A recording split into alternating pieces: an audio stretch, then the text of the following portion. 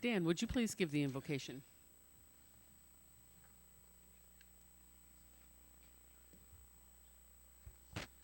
Good evening. I'd like to read from Colossians 1, beginning in verse 9. Since we first heard about you, we've kept you always in our prayers, that you would receive the perfect knowledge of God's pleasure over your lives, making you reservoirs of every kind of wisdom and spiritual understanding. We pray that you would walk in the ways of true righteousness, pleasing God in every good thing you do.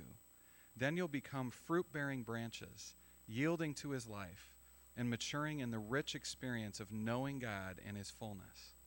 And we pray that you would be energized with all his explosive power from the realm of his magnificent glory, filling you with great hope.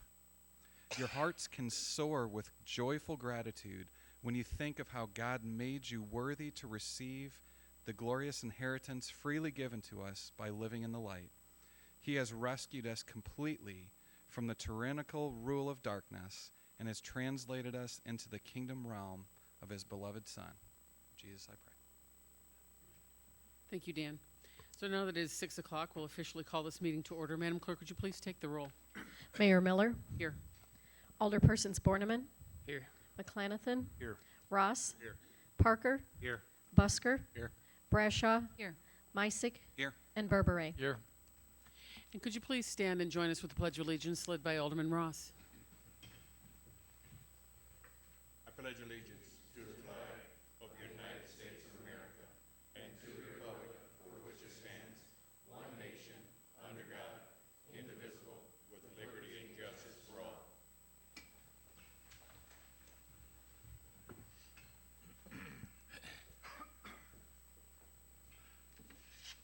Okay, item number 1 is the approval of the agenda. Is there such a motion? So moved. Second. We have a motion made by Alderman Brashaw, seconded by Alderman Mysick. All those in favor, please signify by saying aye. Aye. Opposed? That motion passes. Item number 2 is the approval of the minutes from the council meeting of June 17th, 2019. Is there a motion for this approval? So moved. Second. The motion made by Alderman Mysick, seconded by Alderman Busker. All those in favor signify by saying aye. Aye. Opposed? Motion passes. Next is public comments. We have one person on the agenda for public comments, which would be Dennis Gerard. Dennis, if you could please go to the microphone, and you have 3 minutes.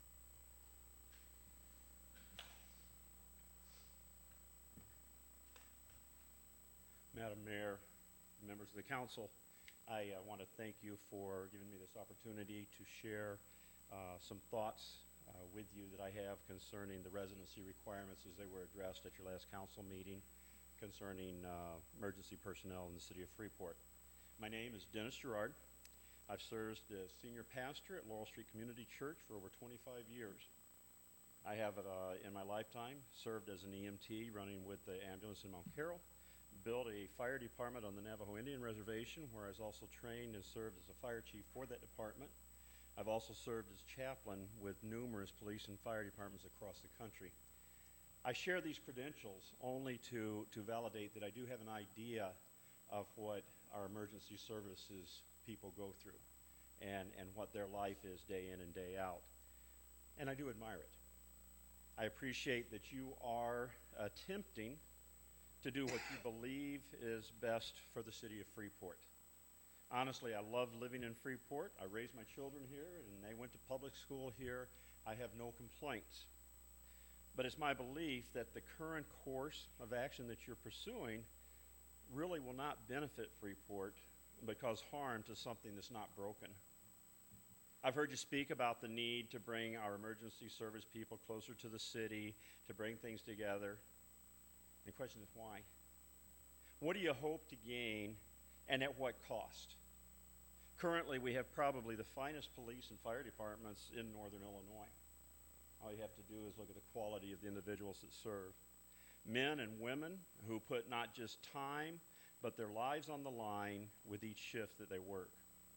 Just this past week, I personally know of the lives saved as a result of firemen who knew what to do and to do it just at the right time. I witnessed as officers defused a difficult situation and brought peace to what could have been a much more volatile event. This past week, men and women who live out of Freeport came together to do a fitness challenge to help raise funds for local charities. They gave their own time and energy for that. These men and women showed up off duty to benefit things that are important to this fine community we live in. Police and fire together have given up off time to help raise funds for our charities.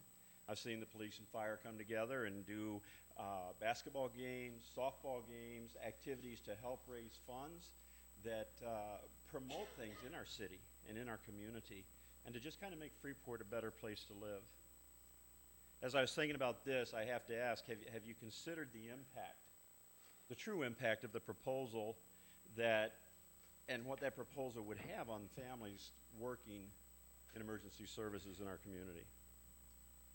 Many have located themselves where they are so that perhaps spouses would not have to drive a longer distance than they do to get to work. And in some of these cases, the spouses actually earn more money than the people working here. Am I done? You are. I apologize. Thank you for your time. I had more to say, but I'll sit down. Thank you. Thank you, Dennis.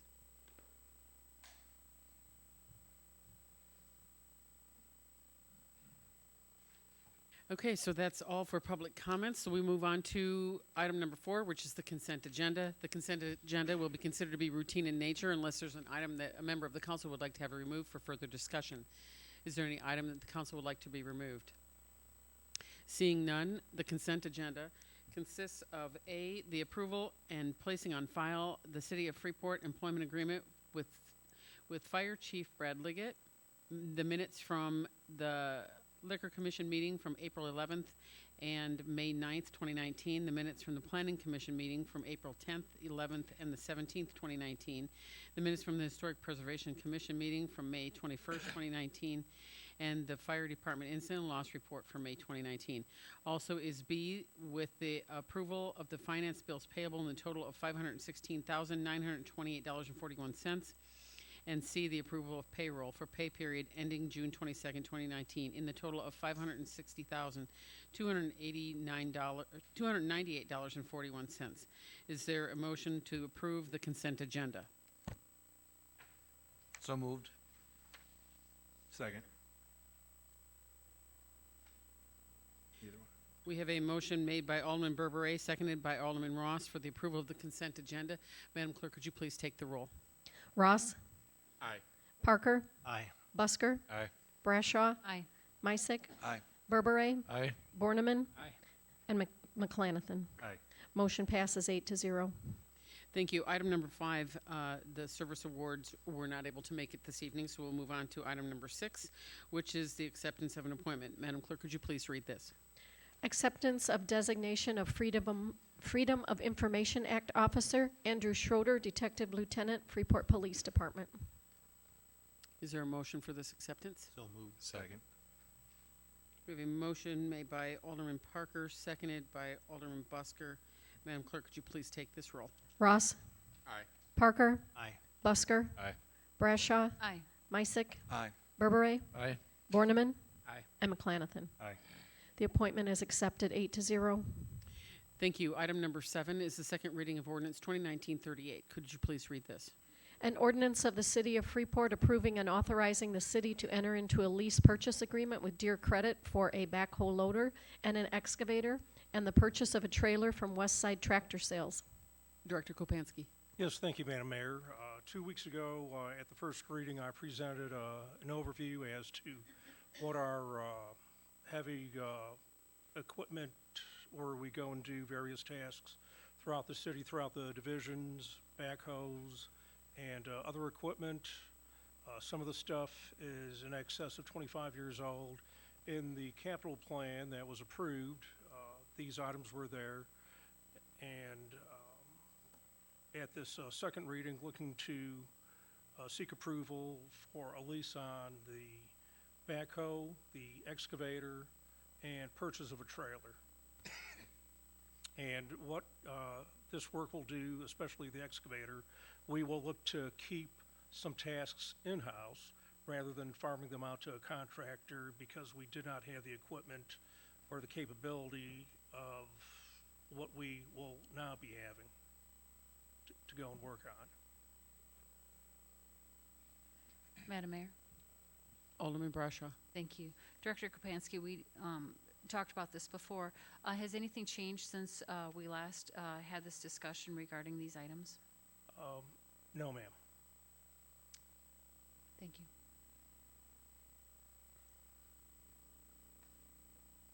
Any further discussion, council? Seeing none, Madam Clerk, would you please take the roll? Ross? Aye. Parker? Aye. Busker? Aye. Brashaw? Aye. Meissick? Aye. Berberay? Aye. Borneman? Aye. And McClanathan. Aye. The ordinance passes 8-0.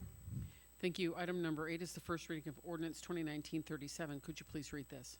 An ordinance amending City of Freeport Code of Ordinances, Title VI, Administration, Chapter 240, Police Department, Section 240.09, Appointments, Subsection H, Residency Requirement, and amending City of Freeport Code of Ordinances, Title VI, Administration, Chapter 242, Fire Department, Section 242.25, City Residents. Thank you. Manager Crow. Thank you, Madam Mayor. As we have addressed this a few times coming forward, we actually have Alderman Borman drafted a couple options that I have placed before you, and for each one for the police, and two options for the police, two options for the fire. One is dealing with a 15-mile radius in case the promotion of the ranks. Titles listed in subsection B of this section. This is for police, by a police officer who was a member of the police department prior to the effective date of the ordinance codified in this section. Such police officer may maintain their residency provided such section is within 20 radius miles of the police station within the radius under the terms of the employer's collective bargaining agreement in place at the time of the effective date of the ordinance. However, if the officer moves, the officer must comply with a 15-mile radius requirement for this section, notwithstanding the 20-mile radius. No time shall an officer's residency be outside the geographic limits of the state of Illinois.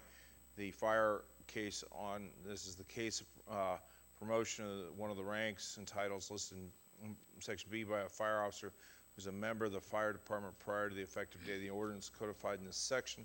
Such as an officer may maintain their residency, provide such residency is compliance with the radius set forth by the city and the ordinance effective of the ordinance within the radius placed under the terms of the employer's collective bargaining agreement in place at the times of the effective date. However, if the officer moves, the officer must comply with the 15-mile radius requirements, notwithstanding the 15-mile radius exception. At no time shall the officer's residence be outside the geographic limits of the state.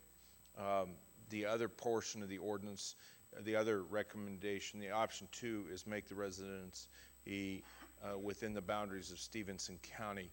That will actually, because of where Freeport sits within Stevenson County, that will take some of the areas of Winnebago County and Ogle out of the ordinance. One of the things you should know, under the fire, you currently have 3 fire officers that are living in the state of Wisconsin. You have, if you adopt the county residency, you have multiple, both police and fire officers that live in both Ogle and Winnebago County, as I provided you the residency previously 2 weeks ago, the residency chart. As we go forward, I've also, we had talked about the concerns with Chief Townsend and Chief Barklow as we deal with it, dealing with recruiting of the officers and maintaining the officers within the area, as well as promotions.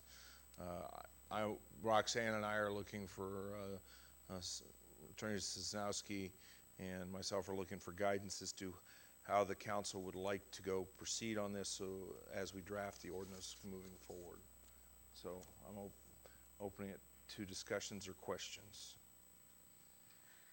Mayor, Alderman McClanathan. thank you. Before we get further on some of the substantive, there's just a couple, I think, misconceptions out here still that I'd like to address. One is, and we've heard it in multiple forums, we heard it again a little bit tonight, the idea that the current system wasn't broken, so why are we trying to address something that wasn't broken?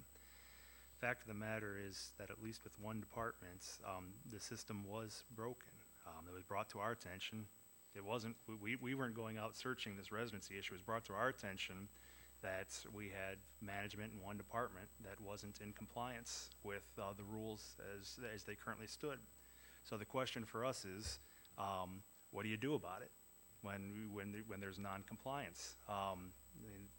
There's from extreme from the one court case which talks about firing people, which nobody wants to do in regards to this.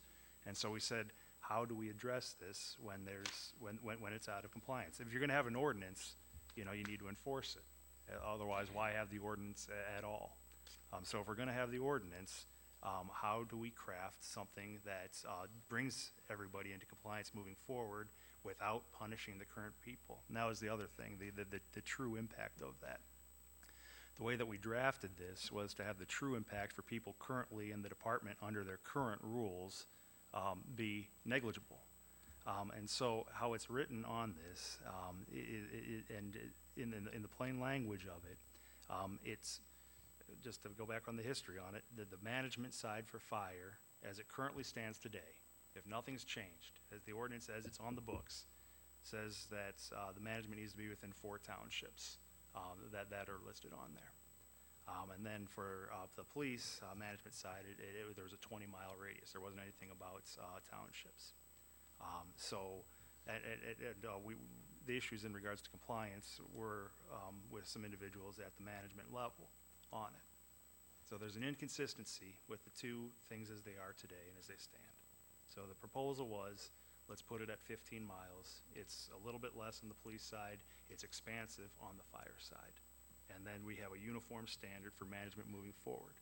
But the question still remained, what about the people currently on the force who are operating under certain rules? Whether they're in compliance or not, there were certain rules that the majority of people, as Pastor talked about, when having family decisions, things of that nature, they're looking at, okay, what are our guidelines on that? So as it's drafted, let's start with the police side. Everybody on the police side, if they're within that 20-mile period, whether they're currently in management or whether they're currently in the union, regardless of it, if they are within that 20-mile radius that is the current establishment for it, they don't have to move. They don't have to do a single thing. Now, if they want to move, and that doesn't matter whether they get promoted later on or not. If they're currently in union and promoted and they're still within that 20, as it's written, they don't have to do a single thing. Now, if they want to move later on, then they said, okay, you got to be within the 15. Let's go over to the fire side. The fire side's current rules states you need to be within 4 townships. We know that there's some areas where that's not being complied with right now. But as it's written right now, if you're in fire and you're in management, you need to be within those 4 townships. The ordinance, as it's proposed, raises that up and says whether you're currently in management or whether you're union promoted then later on to management down the road, if you are in the department as of today and you go to management, you have your choice, actually. You can it's either within the 4 townships or up to the 15-mile radius. So regardless, on either one, that's expansive on that side. So the true impact for everybody currently on the force within those parameters that I talked about, that 20-mile on the current management on the police, and then up to the new 15 on fire, there is no impact, no requirement to move, no requirement to change anything in regards to that. If you move, you got to be within the 15. Now, I'll note there are, on the police side, 3 individuals that, and again, this isn't getting into bargaining or non-bargaining or bargaining negotiations or anything like that, but under the current rules, there is a disparity between current police management mileage of 20 and then non-union of 25. There are currently 3 people that are impacted by that. They are impacted by that whether we make a change to these rules or not. If we do nothing tonight and leave the current rules in place, that scenario still remains in effect. That's correct. So at the end of the day for us, it really comes down to, on a policy, do we like to see some conformity between the two different non-unions, I keep using it changeably, but fire and police. Do we want to have a similar standard, a standard that's probably frankly, more defensible? It makes more sense than to have a separate standard going forward on them. Do we want to have those standards the same? Do we think that a 15-mile is good? Realize, and I think everybody has said before, we want to not be impacting the current people. And so that's how it's currently put in right now. It won't impact the current people unless they want to move going forward on it. If the majority of the council wants to be more expansive than that in some way or not, there would need to be a motion made in regards to that. But as this stands, it expands fire. It makes no impact on the people that are currently there. And then it just says, unless you want to move down the road, you can do so. Outside of going beyond that, I'm not sure how much further we can address the current problem as it exists, and be much more accommodating. There's only maybe a couple things we could do that could be more accommodating, and if that's the will of my colleagues on it, we can discuss that.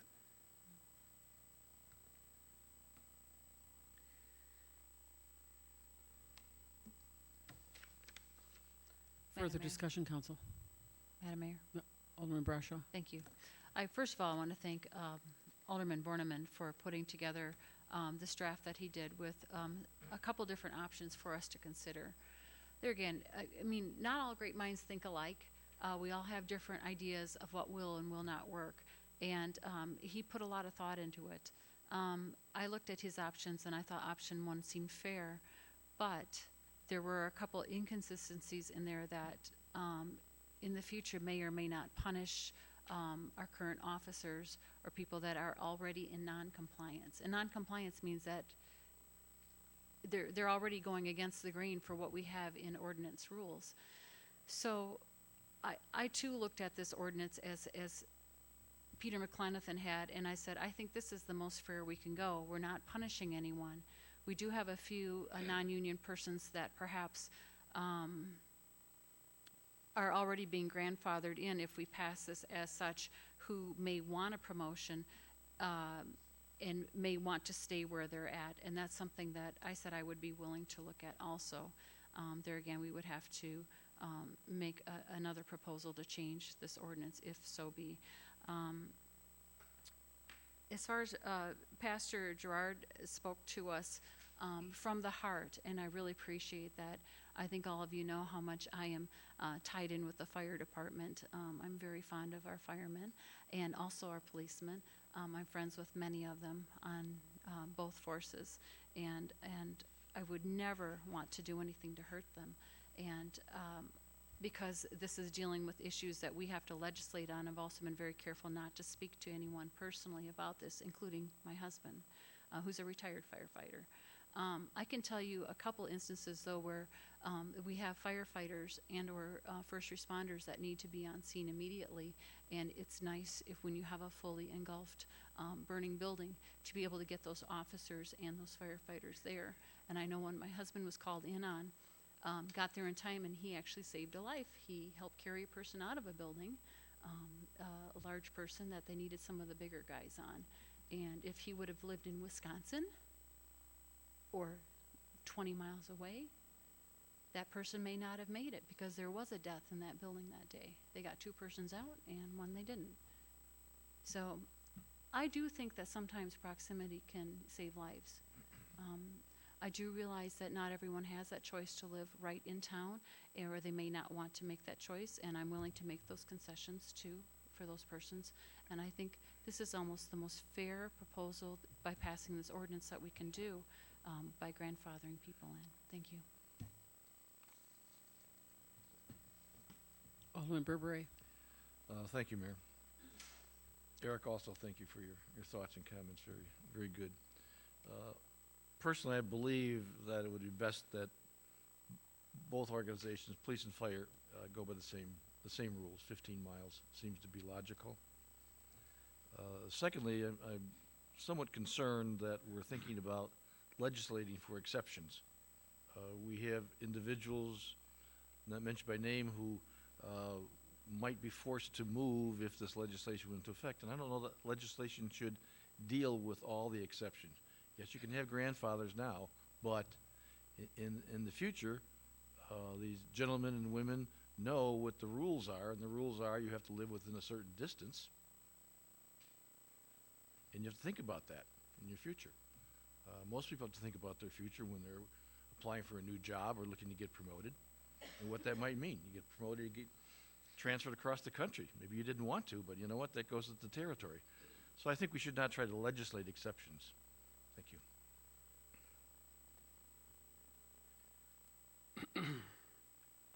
Madam Mayor, Alderman Borneman. in looking at what Mr. McClanathan mentioned about whether this could be more lenient, I did propose one way where it would be more lenient. It would remedy that problem Mr. McClanathan mentioned. If we did nothing today, it would still have an effect on others. So with regards to the ordinance we're talking about right now, that is the one 19-37 as written on the website, correct? Okay, so at this time, I would make a motion to amend that and ask that that include the exception that says if you are currently an employee, at the effective date of the ordinance, you're an employee and you are within your collective bargaining range, whether that is expansive of the ordinance or not. If you're within the collective bargaining range, I'd ask that that would be kind of, I guess we've been using the term grandfathered in. I have it's in the email that we have here before us, but if you're an employee at the time of the effective date and you are in compliance with whatever restriction or radius that you are currently supposed to be in compliance with, that would allow for, that would be approved as a residence under the definition of the ordinance, and I'm sure we can draft a more articulate version than what I just stumbled over, but that'll be my motion. Mayor, could I Yes. ask just a clarification? Yes. Is the purpose of that change then to capture those then that may want to seek promotion? Because currently, the way that the ordinance is drafted, individuals can certainly maintain whatever residence they're at right now, that they're already grandfathered in under the existing ordinance. But are you seeking the amendment to then ensure that for folks who may be residing outside for purposes of promotion, they would be able to then still seek that? My purpose here would be to include people who, at the time of the enactment, aren't required to follow the ordinance, but a separate, like, collective bargaining range. So does that answer your question? I don't think so. I'm sorry. I'm not sure that I'm clear. So right now, whether you're an officer, if you're an officer, you are required to follow the radius set forth in the 25 miles for police and 20 miles for fire.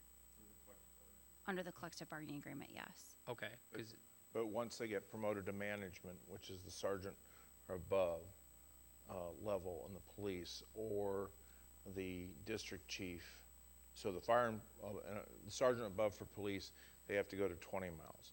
For district chief and above in the fire department, they currently have to come within 4 townships or Freeport. So that's the current ordinance. That's the current ordinance that's on the books today. okay, because the way I'm reading this proposed ordinance, I guess I read it as people who wouldn't have to move were people who are already within 20 miles. Is that fair to say? No one would have to move at their existing residence. Okay, right. But if somebody were at their existing residence and moved to get a promotion, they would have to move to comply with that. They'd have to come into compliance with whatever ordinance is. If this passes, then this ordinance. Otherwise, they would have to do the same thing with your ordinance that's currently on the books. Right. So They'd have to move either within the 4 townships for fire or 20 miles for police. right, but there's a possibility that there are current employees right now who are beyond the 20 miles, and that's allowable under their terms of employment, right? Their collective bargaining agreement, yes. Okay, so my amendment would allow people who are in compliance with either the ordinance or the collective bargaining agreement at the effective date of this to allow that to be considered residency. Understand. Okay. Thank you for the clarification. Yeah, no problem. Madam Mayor, clarification, Well- so they can promote if they're current? Actually, we have a motion that needs to be dealt with first. Madam And Clerk, do you just have? a reminder for department heads, They cannot ask questions for the mayor. They have to be recognized by either a council member or the city manager. And, Madam Clerk, did you understand all of that? I have what is written in the memo. So if that verbiage is what we're talking about, I have that. What memo are you referencing? That was on the dais when we got here. The email. Email, I'm sorry, did I say memo? Email? Well, I think that there is language that Alderman Borneman is referencing, but he's not referencing this entire email. He's just referencing a piece. But if I'm understanding his motion correctly, his motion would allow anyone who is currently residing either under the terms of a collective bargaining agreement or at an existing residence, wherever that may be, to maintain that residence in the instance in which they're seeking a promotion. Is that correct? If they're in compliance with those, yes. Okay. I have that. Mayor, Alderman McClanathan. I think the practical addition to that is there's a handful on the police side that would be, that you would allow their current residency as long as it's in compliance with the 25 of the CBA to be used as residency for any promotion period down there. And then obviously if they move, still within. And then on the fire side, the practical implication outside of what we currently have on here is there's a few probably that are outside of the 15, which is proposed, but inside of the 20 of the current CBA. And Alderman Boardman's amendments would allow those individuals, in the event that they are seeking promotion out of the union, to use that, their current residence would be acceptable for purposes of residency for the promotion. Again, with the caveat that if they move at any time, regardless of their current situation, if they move, they need to get within the 15-mile residence. Is that an accurate summary, Alderman Borneman? I would say so, yes.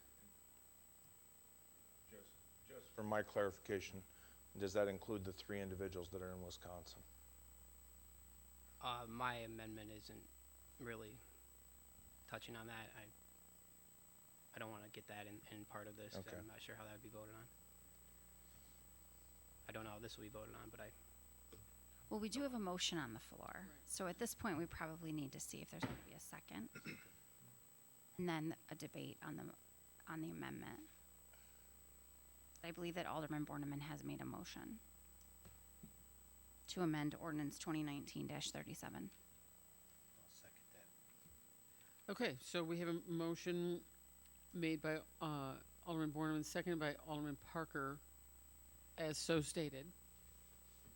Is there further discussion on the amendment only? Madam Mayor? Alderman Busker. Yeah, this, kind of went through a lot of stuff here. I think it would be beneficial to make sure that the people who are impacted by this, if the chief would be able to ask if, a question to clarify to make sure that everyone understands it. I would like to recognize the chief for a question if he's got any concern, to make sure that they understand it on the amendment only.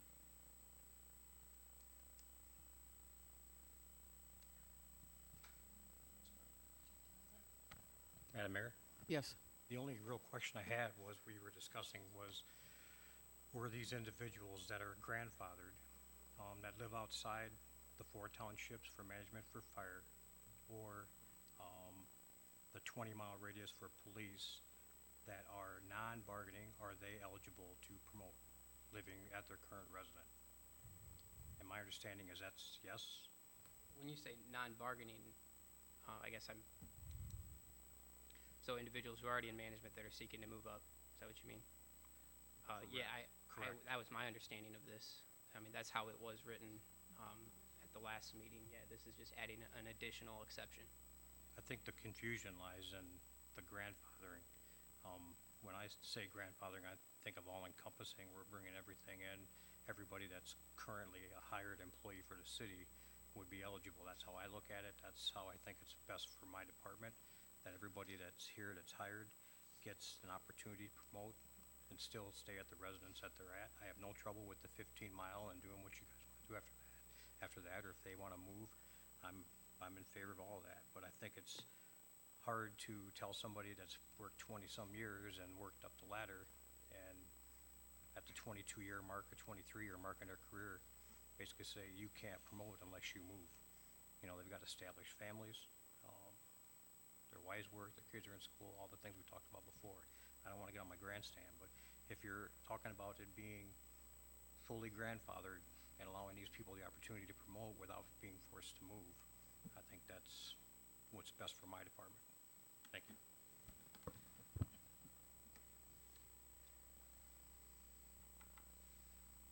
Any further questions on the amendment? Madam Mayor, Alderman Meistick. I did have a comment last time this subject was discussed related to if a person is in their residence and there's some catastrophic event that was to happen in that residence, required replacement of the home. I would like to ask if this amendment could include a provision for that.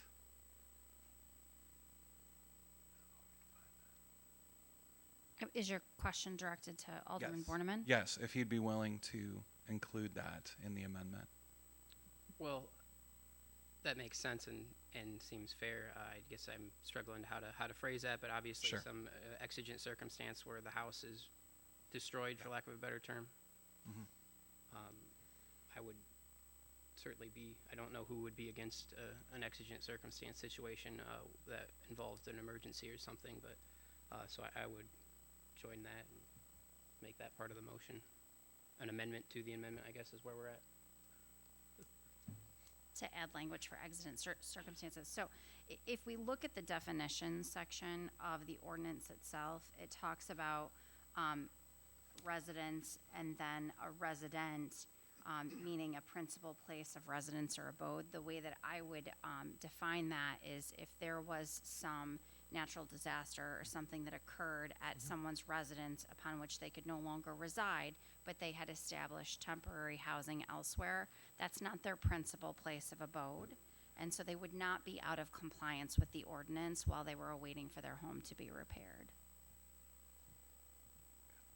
Okay, but in the circumstance where the home just could not be repaired, they would be, under this language, required to possibly come within 15-mile range. That'd be fair to say, right? They would need to come into compliance with the ordinance in the event that they moved. If their Yes. temporary residence ended up being their permanent residence due to circumstances outside of their control, like a If they didn't, tornado or something. if they didn't intend to return to their original principal place of abode, yes. Okay. So yeah, I would think that the additional language for a circumstance like that would be appropriate, because that seems a little harsh if there's, for instance, and I know this is hypothetical and anecdotal, but if there is a tornado and their home is destroyed and they move to a temporary residence and decide to make that their permanent residence, in all fairness, I feel like we should make an exception for a rare and hopefully never occurring situation like that. Just so I'm clear, though, would that be then anywhere where that temporary residence was? Is there any restriction on that the council is looking for? For example, if someone lived in the 4 townships and there was a tornado and they had then taken up temporary residency in the city of Belvedere or the village of Poplar Grove, which are outside, obviously, any ordinance that you've ever had on the books, under the circumstance upon which you just described, Alderman Borneman, then that would be acceptable? Is that the language that you're looking for? I just want to make sure that I have it correct when it's drafted. Yeah, that's the trouble with getting into hypotheticals like this, and so I guess I don't have an answer for that. That situation, no, that would sound wrong. So I don't know how it should be phrased, and this is not my motion. So I guess I don't know if you have a suggestion, Mr. Meistick. Yeah, Madam Mayor. So, council, if you, by your definition that you were giving of what is considered personal place of abode, it sounds as though it is already covered and it would not be required to have even such additional language. There is case law that exists on the issue, and upon there are cases out there in which something has happened with an individual's residence and they've had to take up residency elsewhere, and the court has ruled upon what an individual's principal place of abode is, and it is the place upon which you intend to return. So in the event that someone did have to take up temporary residency elsewhere, I don't believe that they would be in violation of the ordinance, given that that wouldn't be defined as their residence. But their residence would be defined by the location in which they chose after the event was complete, whether that be a reconstruction of their existing home or finding a new home. Madam Mayor, so to complete this, having heard, I am believing that such language is not necessary to be included. So I would withdraw my change to that. So thank you for explaining. And back to Alderman Borneman's initial amendment. Thank you.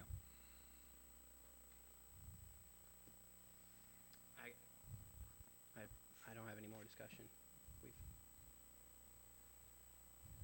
Madam Mayor, clarification, do we have a first and a second on that? We do. We do. Okay, thank you. So we just need a vote then on the amendment.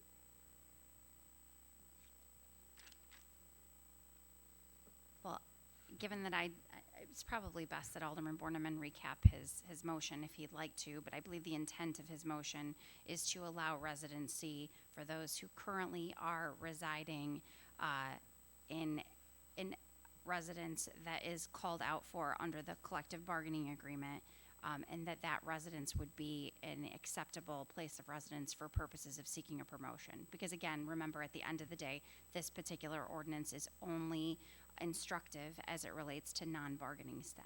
Right.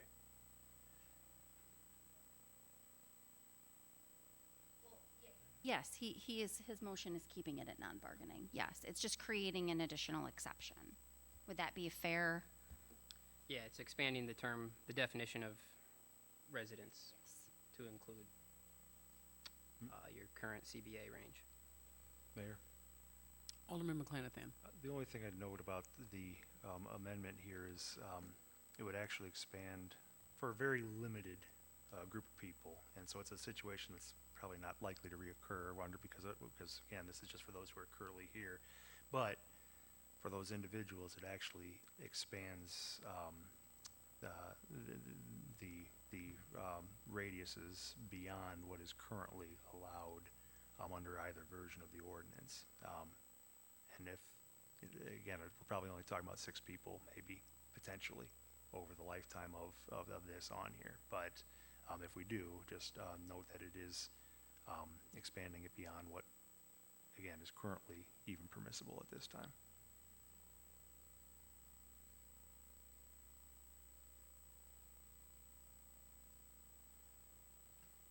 Yeah, Madam, just to summarize, if I may.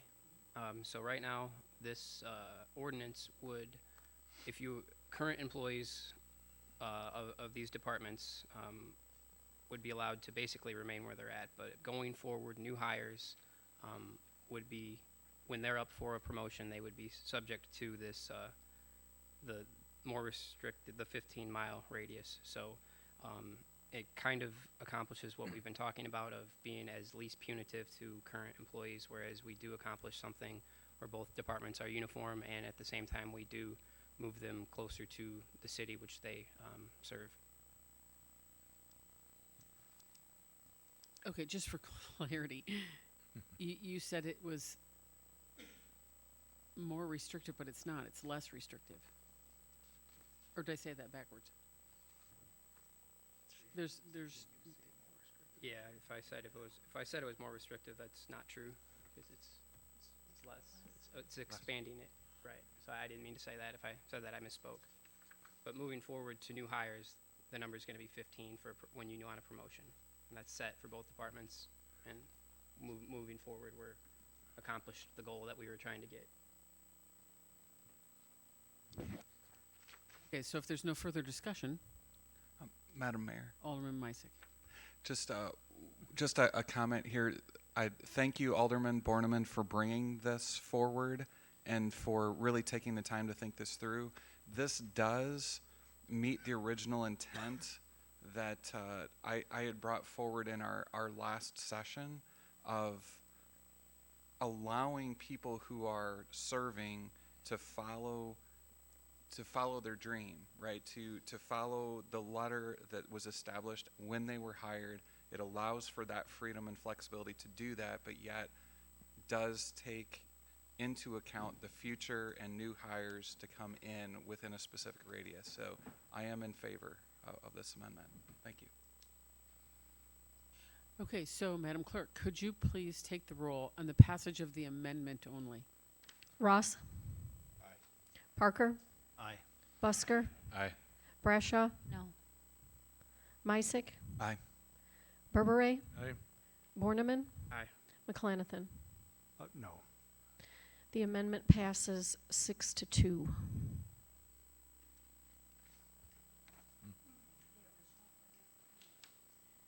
Okay, so council, if there's discussion on the original ordinance, the original ordinance as amended, Mayor, Alderman Ross. I got a little discussion on it. What's 5 miles? I get the sense that we're only talking about 5 miles.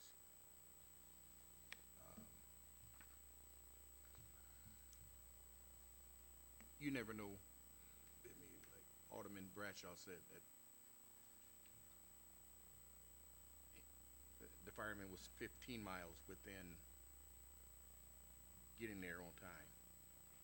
But we still don't know. If he was 20 miles, he still could have done the same thing. So basically what I'm saying, what is 5 miles? 5 miles is from my shop on Stevenson out to Highland College. That's 5 miles. I measured it. I truly don't think myself that 5 miles is going to make a difference at all. I mean, I get the sense that it's 15. It's very strongly, everybody, you know, I can see where some of the council members want the 15. And it's very true. I can, no ifs, ands, or buts about it. But what's 5 miles? I mean, to be totally honest with you, I don't think it's going to make that much of a difference at all. I mean, I'm talking about 20 miles for both the police and the fire department. On bargaining, like we're speaking of right now. I mean, We're talking about non-bargaining. non-bargaining, that's what I meant to say. That's what I meant to say, the non-bargaining. So, I mean, we're only speaking of 5 miles. And I mean, I know the officers still can get just as much involved at 5 miles as they could, 20 miles if they could to 15. But really, I don't think it's that much. I truly don't think it's that much. So, I mean, that's my, that's my take on it. I mean, I don't see what the difference 5 miles is going to make at all. At all. Thank you.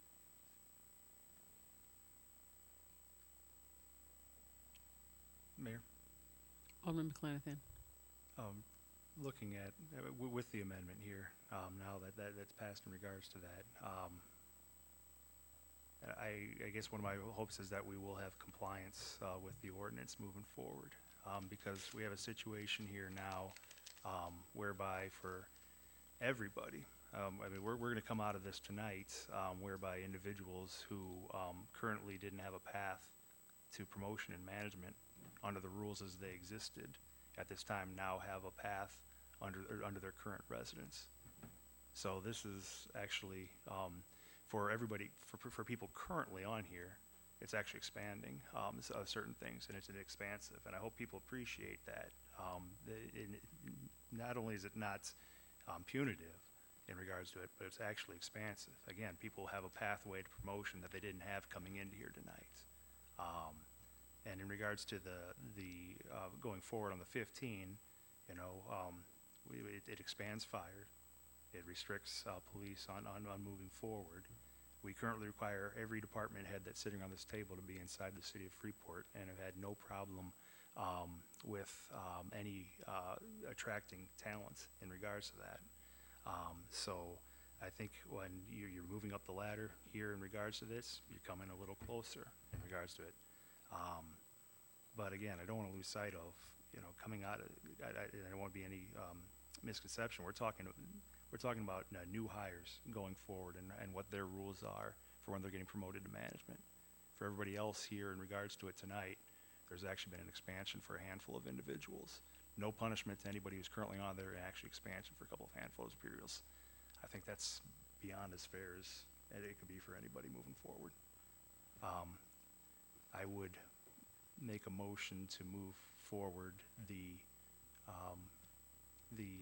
ordinance now that it's as amended. I'll second that.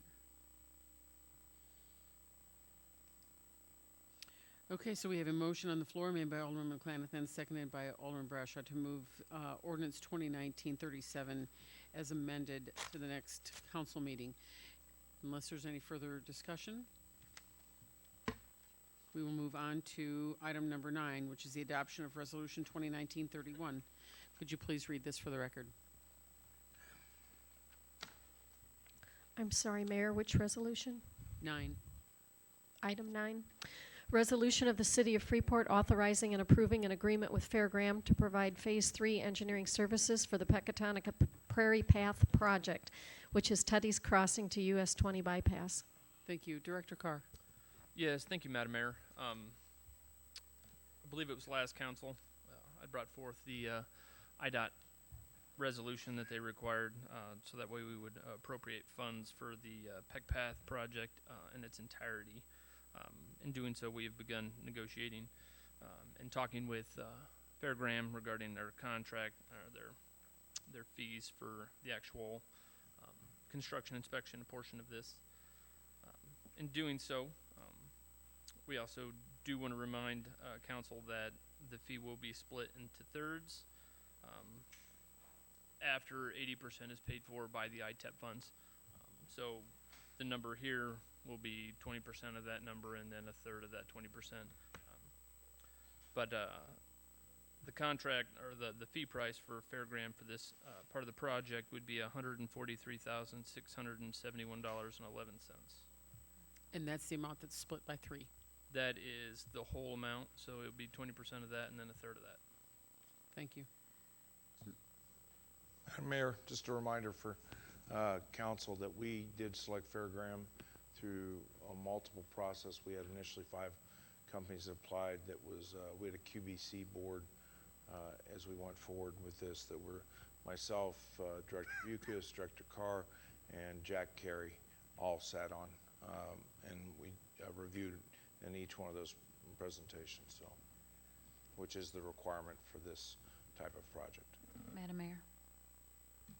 Brashaw. Thank you. Thank you, Director Carr, for your work on this, and Director Bucas, Manager Crow, and anyone else that was involved, including the Park District. I know there are so many steps with this, and it can get quite intensive at times, and I do appreciate everything you've done to move this forward. So I'd like to make a motion to approve Resolution R-2019-31. Okay, we have a motion on the floor made by Alderman Brashaw, seconded by Alderman Parker to adopt Resolution 2019-31. Any further discussion, Council? Madam Mayor, Alderman Waterman. thank you. With regards to the path, this is going towards the Winnebago County line, correct? Correct. That is, Yeah. that is correct. So this will actually finish the city's portion of this. Still outstanding is the county's portion, which goes from the end of this path down to the Winnebago County. Okay, so that, do we have, as a body, the city, are we in on that decision? Are we Well, making there, or so all 3 parties have to agree all three- separately? 18 months ago, the council actually approved a resolution to move forward with an ITEP grant in conjunction with the county and the Park District. Park District also we did not apply. We're going to go back forward and reapply for that grant. Jack Carey is working, the Park District's going to be the drafter on that grant. We are the lead agency on this particular ITEP grant. Park District will be the lead. And so that we'll have to come back and get a new resolution since it's over a year lengthy period. Okay, and if I understand you right, the resolution needs to be approved by all three entities? That's correct. And I'm sorry, I just realized my mic was off for that discussion. It's not the first time. Okay, so I guess if I can follow up, is there, right now, without that third connecting to Winnebago County, It's actually about 7 miles. okay. I guess that answers my how far is it? Is it just a path to nowhere, and is it a possibly that there's just gonna be an abrupt end if all three entities don't agree in the future? Well, one of the things we're looking at, and one of the things we're discussing between myself, Jack Carey from the Park District, Dennis is looking at this too. We're also reviewing with ComEd, is if there's a cheaper way for us to go forward with the path and install the path without ITEP grant money. And we're looking at different options as we're going forward. Because the bike path is actually, once we complete it, this will be a major economic driving tool within it's going to be listed on Bike Illinois as the top path to bike within the whole state. And it'll be able to go from Chicago basically to Madison on between the combination of the Peck Path and then the Jane Addams Trail. All right, so that was, I guess, got to the core of my, there's a big incentive to get this completed. That's correct. Okay, and, This is actually one of the toughest sections because it's within the floodway in the 3rd Ward. Mayor, Alderman McClanathan. thank you. Manager Crow, Winnebago County has gone to their border, haven't they, on their end? That's correct. And they're pretty upset that we haven't completed this yet. And phase 1 was from the Wisconsin state line down to just around. Well, that was the Jane bypass. Addams Trail. Right, with Jane Addams Trail. And then you had the connector downtown here to Tuddy's Crossing. That's correct. Now we've got this segment that we're putting in here, and all that's left is that 7-mile segment that we're hoping the county will finish up with us, and then we can go from Chicago up into the Badger State Trail, basically. Correct, and on top of that, ComEd's in the process of replacing some culverts and some bridges. They've committed, what is it, almost $2 million to work the bridges. I was thinking it was 1.8, Yeah, something like that. and our match on that is $170,000, but that's the lead agency on the bridges is Stevenson County, and so they have not requested us to match that yet. Follow-up, Mayor? So you indicated we are attempting to work with the county to make sure that everybody crosses the finish line together on this broader project, correct? Yes, we are.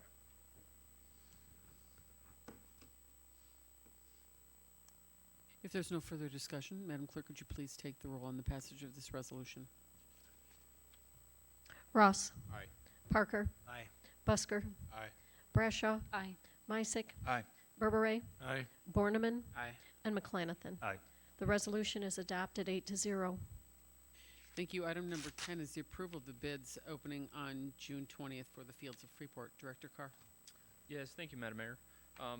This is a project that was on our capital plan, kind of came into fruition when we needed the property over there along Burchard to build our new water plant. So part of that agreement with that property owner there at Fields of Freeport was that we would finish the road and the utilities in this area. So Fairgram, we contracted them out to do the design for this all. We put it out for bid, and we actually got 5 total bidders on this. The lowest responsible bidder was Northern Illinois Services Company out of Rockford. The funding for this will come out of the capital fund. And staff requests that we enter into a contract with Northern Illinois Services Company for the total amount of $476,272.41.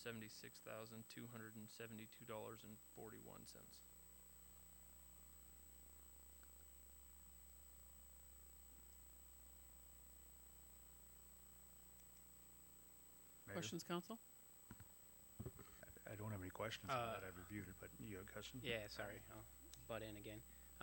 Do you have a justification, or from your experience, Director Carr, why this bid is so much lower than, well, for example, I guess most others, but some of the other ones are lower than you look at Freeport companies, and they're higher. Obviously, we'd like to, take the Freeport bids, but since they're so much higher than the others, do you have an explanation for why that may be? When I was kind of going through the quantities, it looks like Northern Illinois Services, the underground, so all the storm pipe and the stuff that they go underground is what won them this bid. The asphalt on these was either going to go to Martin or Civil. So the asphalt and the pavement numbers is going to come from a local firm. That's who they're subcontracting out for that. But it was ultimately the underground, and Northern Illinois Services must feel like they can put the underground in for cheaper than the local firms. Thank you. Mayor? Alderman McClanathan. And I'll note, even with them coming in under, they're still about 6,000 above the engineer estimate. Nobody was below the engineer estimate on this.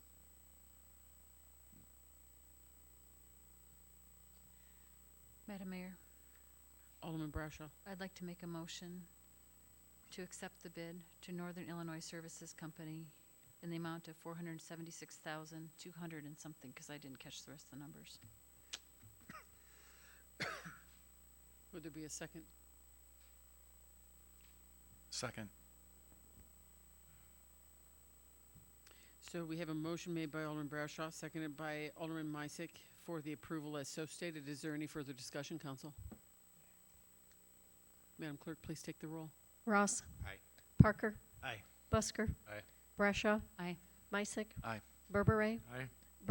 Borneman. Aye. Excuse me about that. McClanathan. Aye.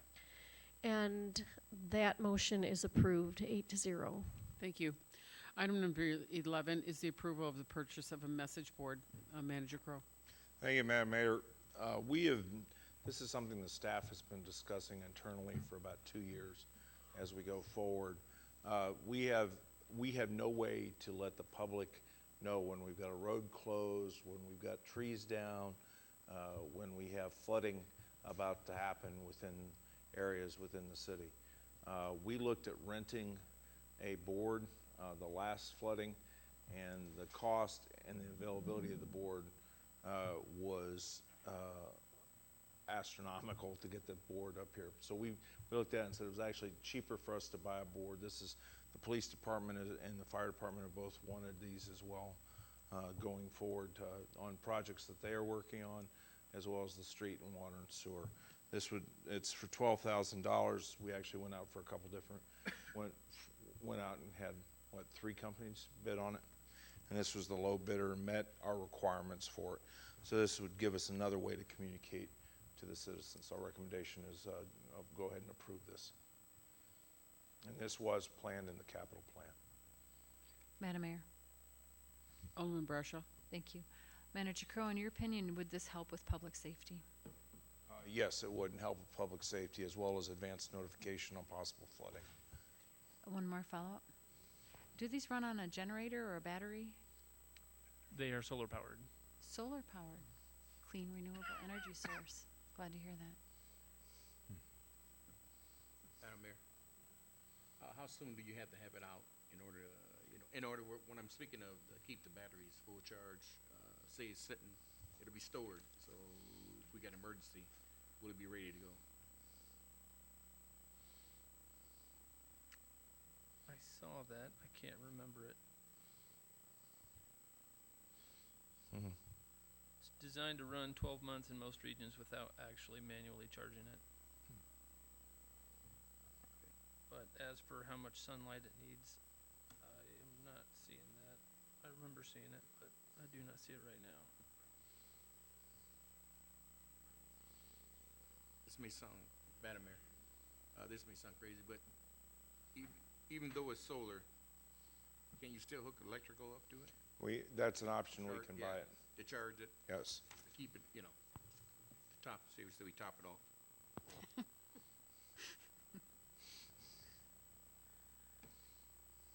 Madam Mayor, Alderman Brashaw. I'd like to make a motion for the purchasing of the message board in the amount of $12,580. Second it. We have a motion made by Alderman Brashaw, seconded by Alderman Ross for the purchase of the message board. Any further discussion, council? Madam Clerk, please take the roll. Ross. Aye. Parker. Aye. Busker. Aye. Brashaw. Aye. Meissick. Aye. Berberay. Aye. Borneman. Aye. And McClanathan. Aye. Motion passes 8-0. Thank you. Item number 12 is the approval of a letter of agreement with ASME regarding educational incentives. Manager Crowe.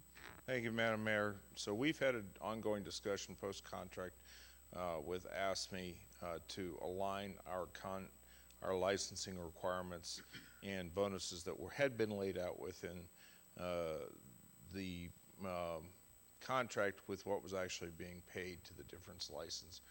Additionally, we have added an additional certification for, and I want to make sure, NASCO certification that allows us to do televising and evaluate our own sewers, so we don't have to send off the tapes and the CDs off to our engineering firm to evaluate, which is actually a cost savings. This aligns with what's actually had been done by the Water and Sewer Commission, as well as what was so that it really aligns with what we've been really doing. And we've had a long discussion, Roxanne and I, with both Dennis and Director Carr and Director Kopansky, and we've had a couple management meetings with AFSCME to make sure that we've got this down. And is there anything, Tom, you want to add with that? Dennis? Roxanne? All right. Madam Mayor, Alderman Brashaw. thank you. Manager Crowe, if I understand this correctly, you're saying that this NASCO allows our employees to do the televising and evaluation of our own sewer lines through the equipment we currently own, is that correct? So we were still able to do it, but we weren't able to evaluate it. And Tom? Well, that's correct, and the staff had, the way to evaluate, but they did not have the certification to where they went through the class where it's a nationally recognized certification to where firms that do the lining of the sewer mains and other repairs, we're all talking the same language because we've all learned the same language. Follow up? So in the past, refresh my memory, did we have to hire out to have this analyzed then? Well, no, what we would do is we would go and televise, then we would send the tapes to an engineering firm, and then they would have an ASCO certified person that would then go and review the tapes to make the critical assessment as to what needs to be done. So this way we cut out the engineering firm, we have our staff do it, and then it gets reviewed by me to where we can send the package out on the street for a vendor to go and perform the necessary repairs that we've identified. One more follow-up, Mayor. Thank you for tolerating all my questions. Well, it sounds kind of like a no-brainer, but my biggest thing is this going to save us money? That we're cutting out the engineering firm. Which is how much? Probably $150 an hour or so, I would imagine. And we're educating our workforce, we're investing in our workforce, and I think that brings value to where, where we believe in our people, that we want them to learn. They're learning industry best practices. So that just follows through, I think, on the quality of work that they perform. One more simple follow-up. So in your opinion, do you think this will be a wash then if we educate our persons and pay them for this certification? Do you think it'll be about the same cost then as sending that money out to have an engineering firm look at all the pictures and tell us? Correct. I mean, in fact, I think we'll be spending less money since, our people are on the clock. They know our system better than what any, engineering firm, would be looking at tapes. And, again, it's investing in our staff. Thank you so much. Madam Mayor, Alderman Busker. motion to approve. Second. Okay, council, you have a motion before you made by Alderman Busker, seconded by Alderman Brashaw for the approval of the education incentives. Is there any further discussion? Madam Mayor, Alderman Meisak? just one clarification on here too. So when we're looking at all the costs of licensing, like, is this planned in where you have like a primary and maybe a backup who are licensed to follow through with that? Let's see, I currently have 3 staff members that are certified as well as myself. So, two of the three will work on the truck. If someone's off, there's still a team that could go and do it, and then it comes to me to review their work before it gets put out on the street. So there's basically 2 sets of eyes, maybe 3 sets of eyes on it. The whole course costs just under $1,000. It is good for a term of 3 years before they would have to be recertified again at a cost of about $350 to $400. And then, we are paying that stipend for them to carry and have that certification. Thank you. If there's no further discussion, Madam Clerk, please take the roll on the approval. Ross. Aye. Parker. Aye. Busker. Aye. Brashaw. Aye. Meisak. Aye. Berberay. Aye. Borneman. No. And McClanathan. Motion passes 7-1. Thank you. Next, we'll move on to reports of department head. Finance. Thank you, Your Honor. Just like to report that we had our auditors here last week for the full week, going through the books, and things were looking pretty good. We expect to see a draft report back from them sometime in mid-August. And that's all I have for tonight. Thank you, Your Honor. Thank you. Community development. Thank you, Your Honor. Halfway through the year, hard to believe, just a couple of statistics from community development. We have approximately 2,900 in code enforcement activities performed from the beginning of January through now, and we issued just under 300 building permits, 293 building permits for about $9.92 million. January doesn't seem all that long ago when we were covered by snow, and $9.92 million have been invested in improving Freeport's real estate since then. Great statistics. Thank you. Public Works. Yes, thank you, Madam Mayor. Like to let the council know that we have finished milling on Shawnee, and we're looking to pave it next week, barring any kind of weather setbacks. Now that Shawnee's done, we're also going to kind of shift focus and start milling over on Ebby, over next to the fire station there by Carl Sandburg School. So hopefully within the next few days we can take care of a good chunk of that. We can get some more asphalt laid down.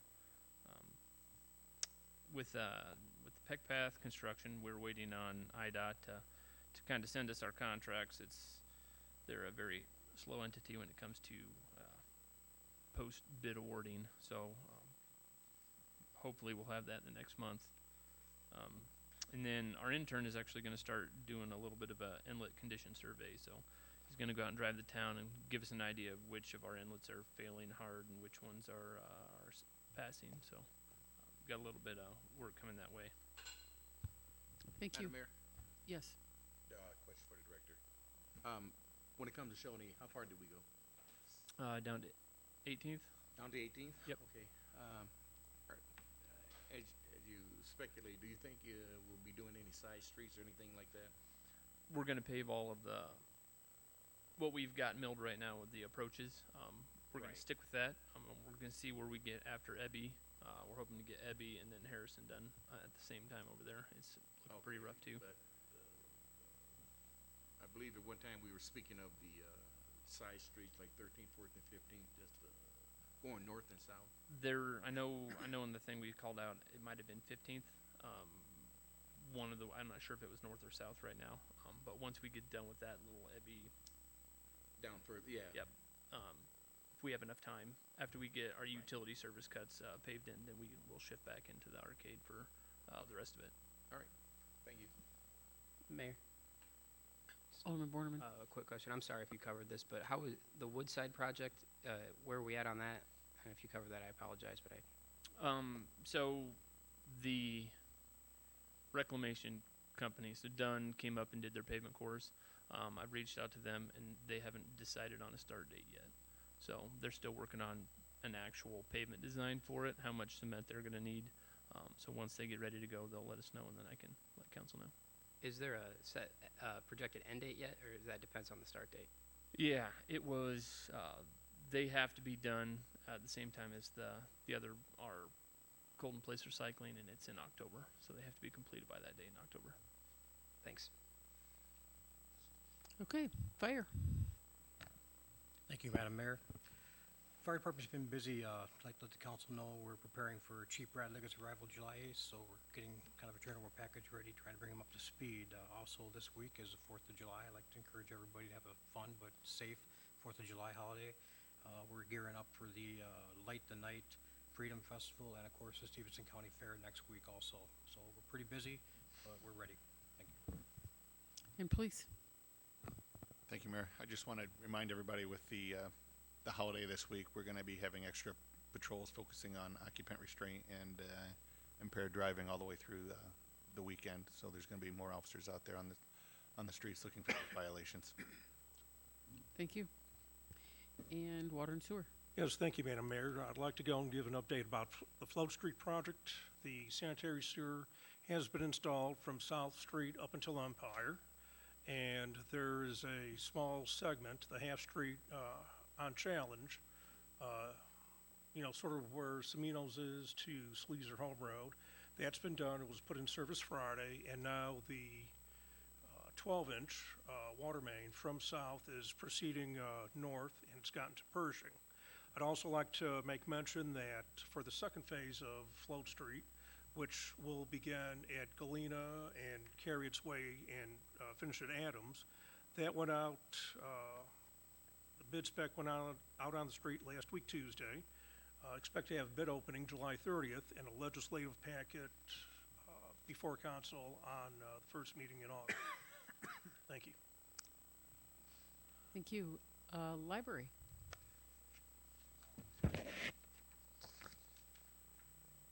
Okay, you'll see that I handed out some information about an event. I always come up here and talk about kids, so I thought I'd talk about adults this time. We are, if you were unaware, this year is the 50th anniversary of the landing on the moon.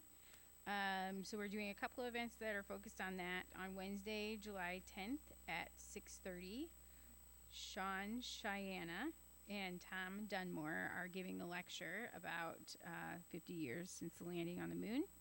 And then there's a new documentary out that is about Apollo 11.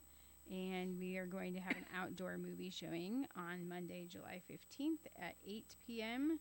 And before the movie showing, they'll have a fun little claymation while they're waiting for the sun to actually go down so you can see the movie.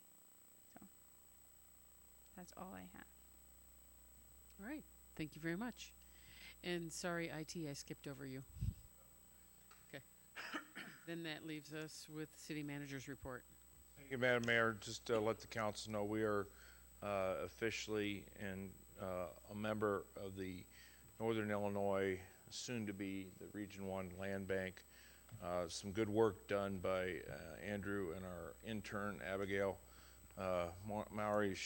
They have identified 199 abandoned or vacant properties in the city. The land bank has identified 18 possible properties to be taken over by the land bank. Additionally, we've been working, Kirsten Hines has been working very closely with IDNR to get the grant done to start working on purchasing and demoing. We're waiting for the award letter from the intergovernmental agreement. Aaron did the chops on it and sent it back to them before we can proceed. But we've actually submitted for a second grant under that program as they've opened up some more money. Just a couple of things. I just wanted to expound on what Chief Townsend had said. In case anyone doesn't know, for the fair next week, they did have some date changes. And so normally it had ran from, I believe, Wednesday to Sunday. And this year they're changing it to be Tuesday to Saturday. So there is no Sunday events at the fairgrounds. And then also, just to expound a little bit on the fireworks for the 6th, that starts in the daytime. They have everything from vendors, crafters, music events throughout the entire day and evening. So it isn't just an event that is fireworks. So you can avail yourself to that out at the fairgrounds as well. So anyway, have a safe and happy 4th of July. Let's start with Alderman Ross. I have nothing at this time, Mayor. Thank you. Alderman Parker. Nothing at this time. And Alderman Busker. Nothing this evening. And Alderman Brashaw. Thank you, Mayor. We will not be having our Neighborhood Watch meeting on July 4th. That is the first Thursday of the month in July, but it will be the following Thursday. So this month only, it will be the second Thursday of the month on July 11th, featuring our wonderful IT Director, Kurt Sutphin. Thank you. Thank you. Alderman Misick. Nothing tonight, thank you. Thank you. Alderman Berberet. Nothing tonight, Mayor. And Alderman Borneman. For the First Ward Neighborhood Watch in July, that is going to need to be rescheduled. I will not be in the state that day, so it'll be hard for me to handle that. So I will send out emails and posts accordingly. Nothing further. Thank you. And Alderman McClanathan. I'll just note, since Tom Clem's not here anymore, we're going up the 4th of July, and he would always remind us in regards to being appreciative for the freedoms, where they came from, and how we got them. And so just as we're coming up on the 4th, just take a moment to appreciate that, reflect on that, and the responsibilities for us as citizens with that history. Nothing further. Thank you. And that leaves us with item number 17, which is public comment. Tommy. Think Matt Summer come to the city council meeting first time, and you do a good job with police chief over at the police department, and we want to know well, you find out about the grass over by Dollar General. What you gonna? You can come see me after the meeting, Tommy. All right. Is there any other public comment? Seeing none, we will move on to item number 18, which is executive session. Madam Clerk, could you please read this? Pursuant to 5 ILCS 122C2, collective negotiating matters between the public body and its employees or their representatives, or deliberations concerning salary schedules for one or more classes of employees. Pursuant to 5 ILCS 122C11, litigation when an action against, affecting, or on behalf of the particular public body has been filed and is pending before a court or administrative tribunal, or when the public body finds that an action is probable or imminent, in which case the basis for the findings shall be recorded and entered into the minutes of the closed meeting. Pursuant to 5 ILCS 122C1, the appointment, employment, compensation, discipline, performance, or dismissal of specific employees of the public body or legal counsel for the public body, including hearing testimony on a complaint lodged against an employee of the public body or against legal counsel for the public body to determine its validity. Thank you. Is there a motion to enter into executive session? So moved. Second. We have a motion made by Alderman Busker, seconded by Alderman Brashaw. Madam Clerk, could you please take the roll? Ross. Aye. Parker. Aye. Busker. Aye. Brashaw. Aye. Misick. Aye. Berberet. Aye. Borneman. Aye. And McClanathan. Aye. Motion passes 8-0.